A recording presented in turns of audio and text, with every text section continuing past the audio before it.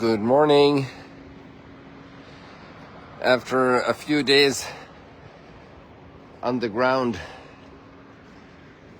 around Jerusalem, inside Jerusalem, outside Jerusalem, over there in the Gehenna Valley, outside of Mount Zion, down to the Western Wall area, outside again, round to Gethsemane.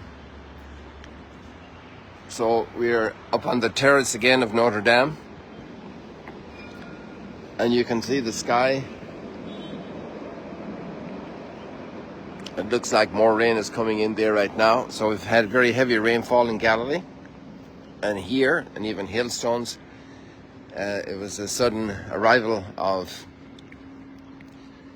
wet weather,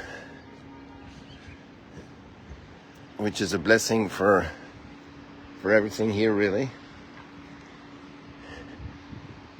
except when it comes in too much in certain places, in wadis that overflow. Some prayers were said yesterday in some places that we wouldn't have the same kind of trouble like in Valencia in Spain.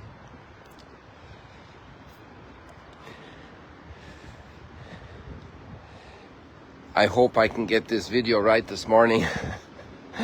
Yesterday, somebody helped me to download the video from Facebook to use it on YouTube, but unfortunately I didn't realize that it was downloaded without sound, and so I uploaded it to YouTube without sound. And so this is my second day apologizing to YouTube, but they didn't hear the apology from yesterday, which was explaining the delay in the uploading because of technical error the day before. Well, a technical situation rather than an error. I didn't notice that the phone settings for the video for filming were at maximum quality, and so it was an enormously heavy file of almost 6.8 gigabytes instead of somewhere between 60 and 90 megabytes, which is the usual every day, depending on the length of the live stream. So I hope we can get back to a good video today for the YouTubers. That shine over there is on the wet tombstones of the Jewish graveyard where we were yesterday. It's not quite the beginning of the resurrection yet, it's just the sun is right above there, shining on the wet tombstones, which is an interesting phenomenon. At this point, they're all wet from the rain and providing a surface that reflects the light of the sun.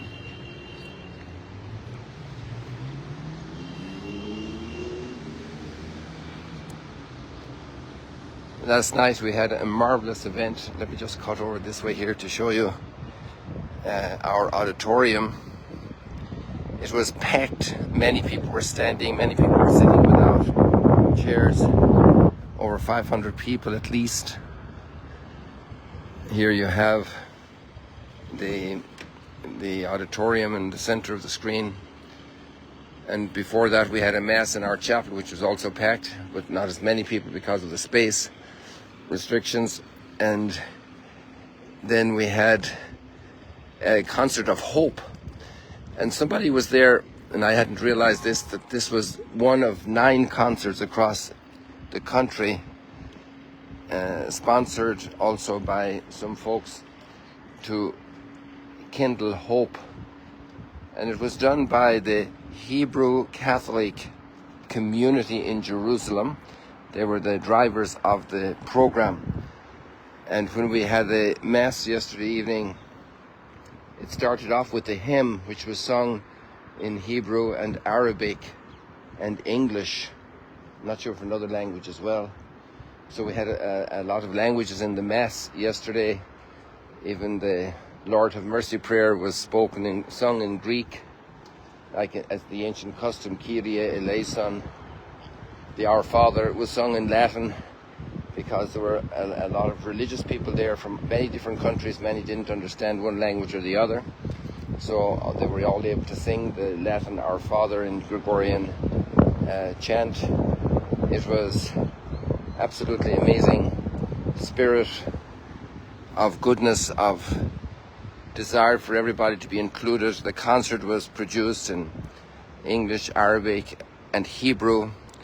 There was an extraordinary spirit of including everybody, little children and elderly, all forms of art, and it just was so uplifting. And that went late last night, so the sun beat me this morning getting out and waking up, because it went quite late with all the people afterwards chatting and so on, people we hadn't seen for years, living up in Galilee. So here we are this morning, and we're, sometimes actually earlier in the week I was thinking, why do we have the readings today again on Sunday of the greatest commandment? And it'd be an interesting little study to see how often do we have it every year, to love God with all our heart and all our soul and all our strength and all our mind, and to love our neighbor as ourselves. And we really have it a lot of times, but the conviction settled in me early this morning that we absolutely need it, because until we're totally transformed by God's love, we will always have conflict in our families, in our communities. And there are always areas of our thinking, of our habits, of our customs, of our nature that are not fully invaded by the light of the risen one, that are not transformed in the depth by grace, shadowy areas, blind spots. And those give rise to moments of conflict. And sometimes we don't handle the conflict well. We don't know how to manage conflict well, and we let it get worse or exacerbate it. And that happens in kitchens and in living rooms and in playgrounds and in workplaces, in the business field across the world. It happens everywhere, in the church and among atheists, among agnostics. It's part of the human condition. And so we need to pray a lot for the train is stopping. If you want to jump on, it's going again. You lost your chance.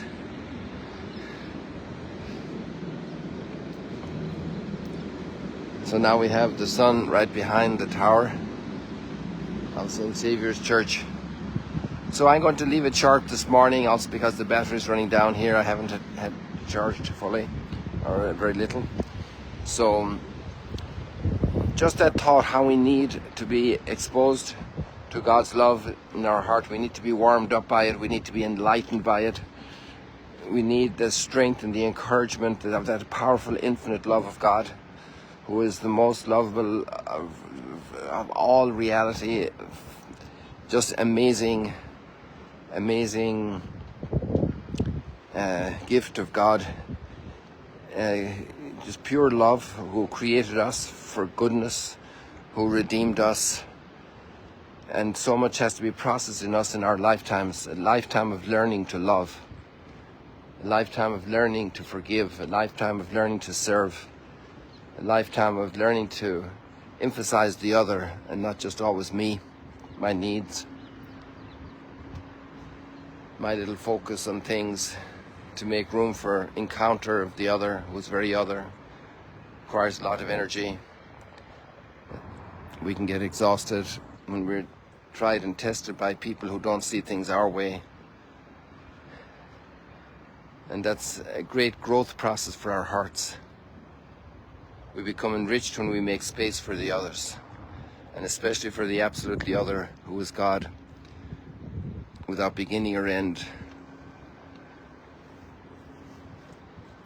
When we can love with all our heart and all our soul and all our strength, like in the reading we have from 3,500 years ago.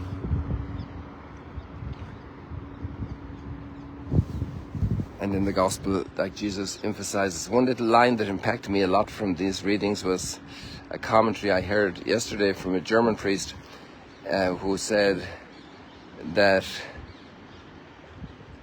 it also includes understanding with all my mind. So it's not just, faith is not just only heart, also to understand. And we have huge gifts of understanding despite all our blind spots, and that our faith in God is also totally valid rationally. It's absolutely raises our understanding to a whole new level.